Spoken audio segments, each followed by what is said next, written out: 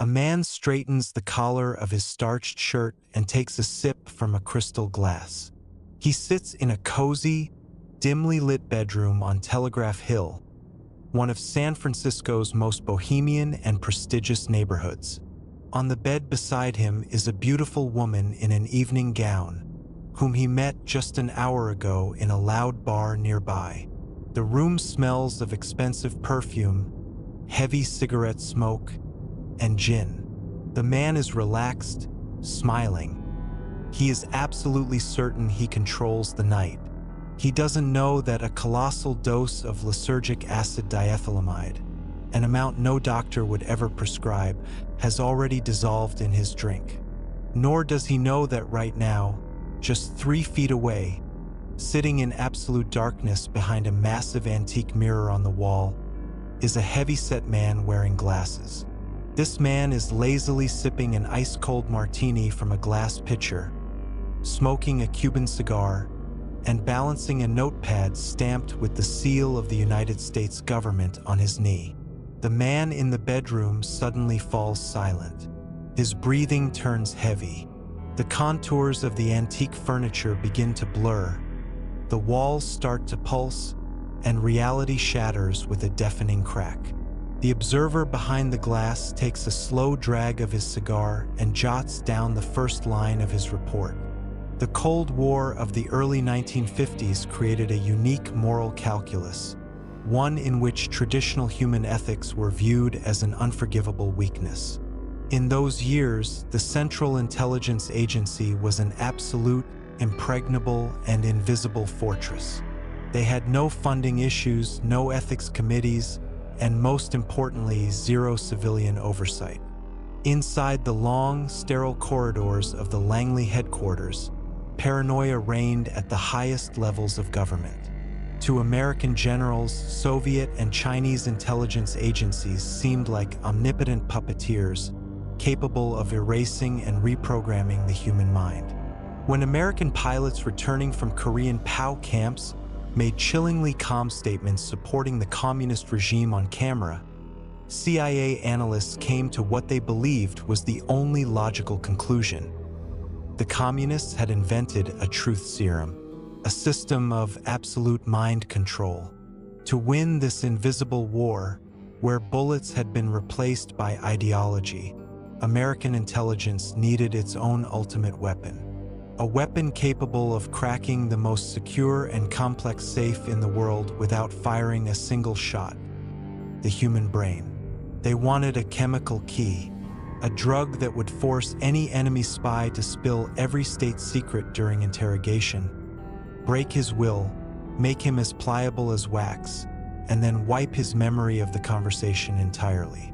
On paper, the CIA's security protocols and scientific approach looked flawless.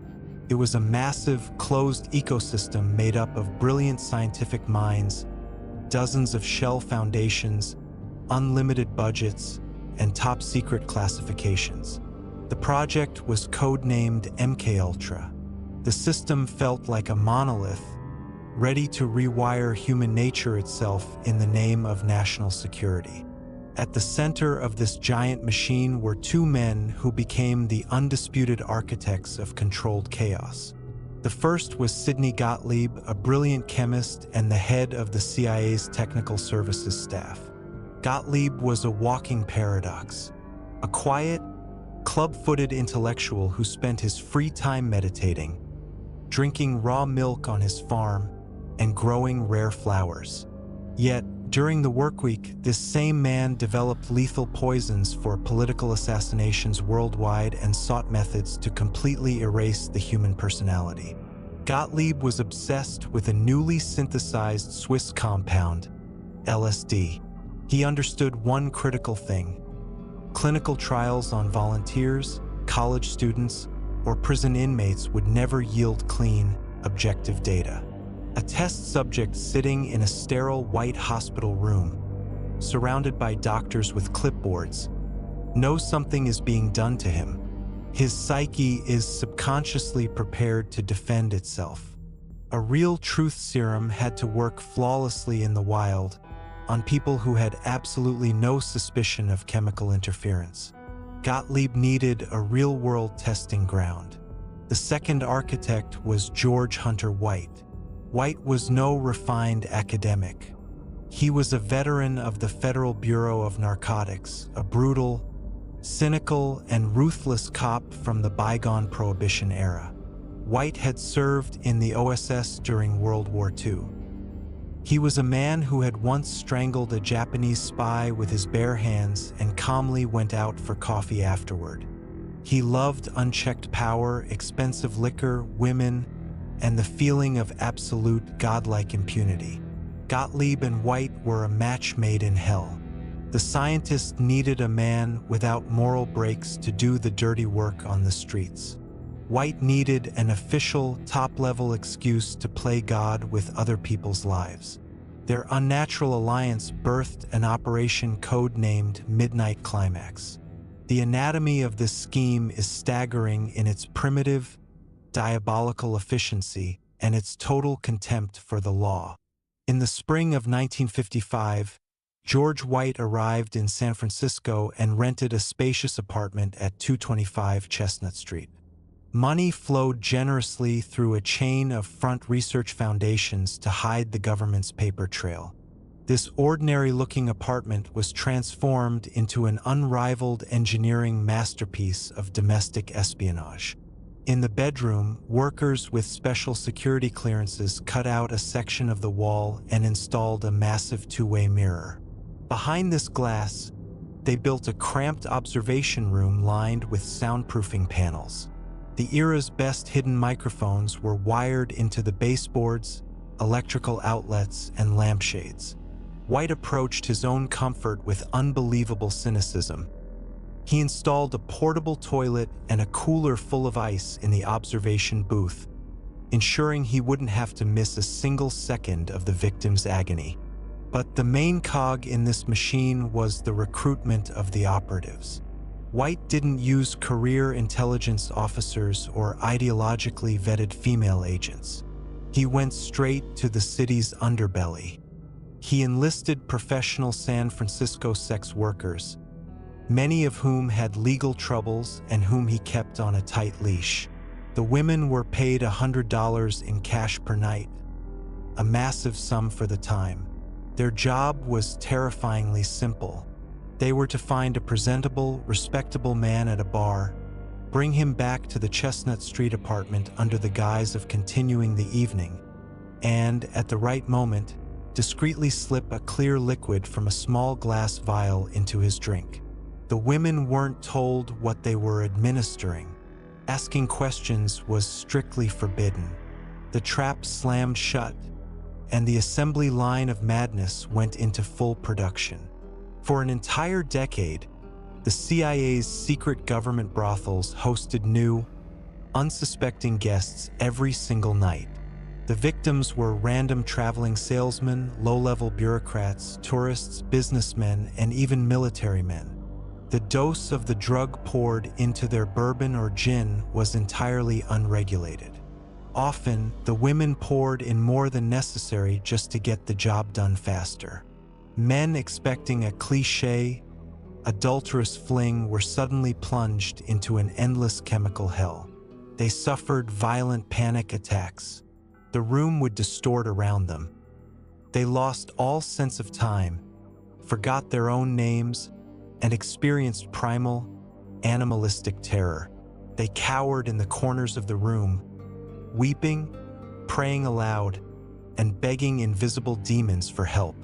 All the while, on the other side of the glass sat George White, an agent of the United States government. He sipped his chilled martini, relishing his power, and pedantically logged every detail in his journal. At what minute did the subject lose touch with reality? How did his speech change? How heavily was he sweating? Was he able to answer the leading questions asked by the women, who, per White's instructions, were trying to pry personal information out of him? There was absolutely no medical oversight. There wasn't a team of paramedics standing by in the next room with antidotes and sedatives.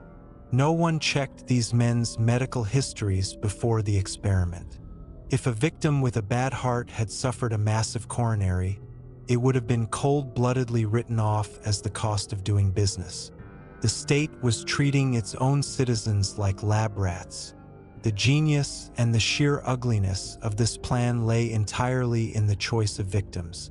It was the perfect, mathematically calculated, self-protecting crime. White and Gottlieb understood human psychology better than any Ivy League professor.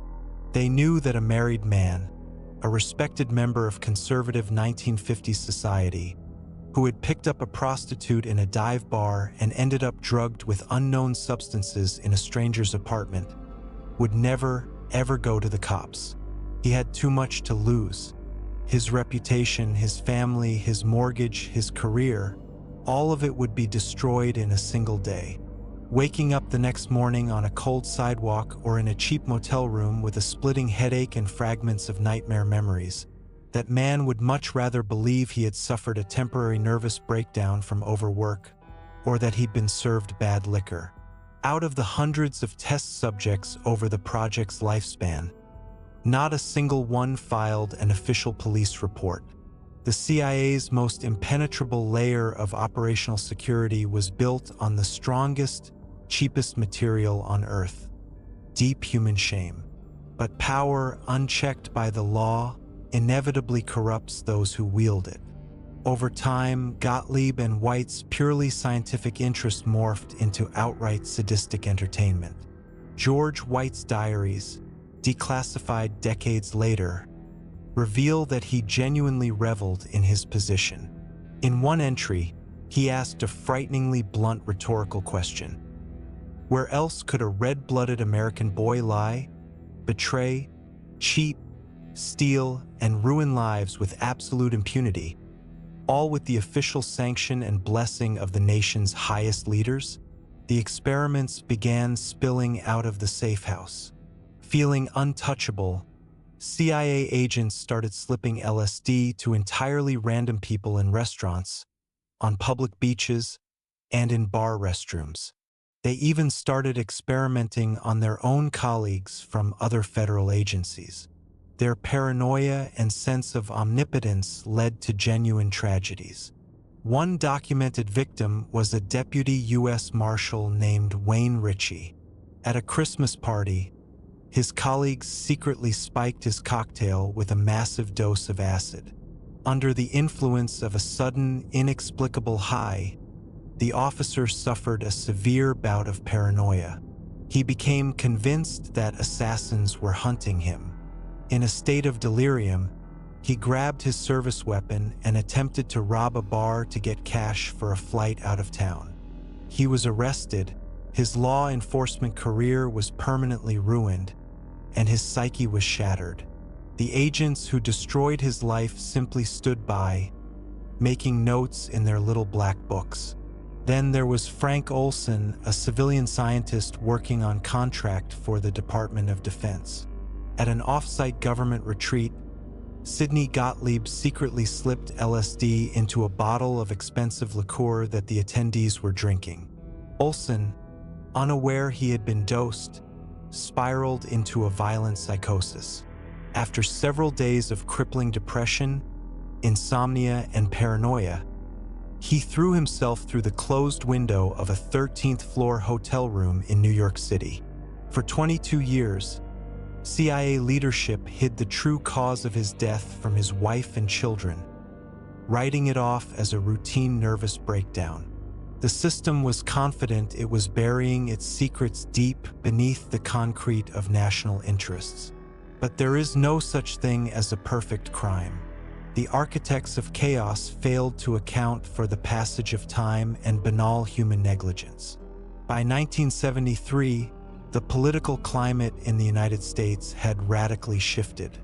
The Watergate scandal was ruthlessly shaking Washington. Investigative journalists were tearing the veil off government secrets, and public distrust of the establishment was boiling over. CIA Director Richard Helms realized the noose was rapidly tightening around the intelligence community. He knew that sooner or later Senate committees would start asking uncomfortable questions about what the agency had been up to for the last 2 decades. In a fit of panic, Helms issued an unprecedented order designed to erase Operation Midnight Climax and the entirety of MKUltra from human history. He ordered the physical destruction of every single document related to the project. For weeks, heavy-duty industrial shredders and incinerators at CIA headquarters ran around the clock. All of chemist Gottlieb's lab journals, all of the sadistic White's handwritten diaries, miles of magnetic tape recording the moans of the test subjects, every list of recruited women, all of it was reduced to gray ash. The system masterfully covered its tracks. Helms exhaled. No one was ever supposed to know about the secret brothels, the broken mines, or how the government had turned the streets of American cities into its own personal torture laboratory. They destroyed the entire scientific baseline. They burned every operational summary and agent report. On paper, the cover-up was flawless, but the spies' brilliant, multi-layered conspiracy shattered against the grayest, most boring, and predictable thing in the world. They forgot about government accounting. 4 years later, in 1977, the United States was swept by a wave of investigations led by Senator Frank Church's committee. Young, tenacious congressional investigators were digging through mountains of paperwork, desperate for any thread leading to illegal intelligence activities. And one day, they stumbled upon 7 boxes of documents. These boxes weren't locked in a secret CIA vault. They were sitting in a dusty financial archive in a completely different building. The destruction order simply never reached them because they weren't filed under secret operations. They were filed under routine budget expenditures. The investigators popped the cardboard lids. Inside, there were no blueprints for world domination, no chemical weapon formulas, no lists of foreign spies. Inside were boring, yellowed receipts, invoices for the purchase of two-way mirrors, complete with exact dimensions, leases for luxury apartments on Telegraph Hill, signed by frontmen, receipts for hundreds of bottles of premium gin and martini vermouth, and most importantly, neatly filed financial vouchers proving regular, weekly cash payments to unidentified women, drawn directly from the United States federal budget. The CIA's accounting department, staffed by pedantic bean counters in gray suits, had scrupulously documented every single crime of Operation Midnight Climax down to the last cent, simply because those were the rules of financial reporting. A brilliant conspiracy, shielded by the highest political connections and top-secret classifications, collapsed because some nameless clerk had diligently filed away the receipts for booze and hookers. The fallout from this revelation shocked the world, but justice proved to be an illusion. Sidney Gottlieb, a man who had mutilated hundreds of lives, quietly retired, avoided all criminal prosecution, and spent his final days doing charity work, helping sick children at a leper colony in India. George White died quietly in his bed from liver cirrhosis, having never answered a single question in a court of law. Not a single architect of this chemical concentration camp spent a minute in a prison cell. The U.S. government quietly paid out meager, out-of-court financial settlements to the few victims whose names lawyers managed to indirectly piece together. The case was hastily closed and shoved into the deepest drawer of history. The exact number of ruined lives will remain forever unknown. We will never know how many men ended up in psychiatric wards with false diagnoses of schizophrenia, how many families were torn apart, or how many people took their own lives after a single night in the apartment on Chestnut Street. They built a system meant to protect the free Western world from totalitarian tyranny, but in fighting that battle, they became the most inhumane, terrifying nightmare for their own citizens. This story coldly proves one undeniable fact. The real threat to society doesn't come from foreign spies with fake passports and bombs. The real threat comes from men in expensive suits, armed with unlimited budgets, zero oversight, and a fanatical, unshakable belief in their own righteousness. And now, the ultimate question, the one the investigations never truly answered. Do you actually believe that the discovery of those 7 boxes of receipts in 1977 was a genuine, stupid, clerical error by the accounting department? Or did the CIA leadership intentionally leave those shameful receipts for alcohol and escorts behind, feeding the Senate and the press a dirty, scandalous, but easily digestible story, to forever hide the real, far more terrifying, and highly successful results of their mind control research?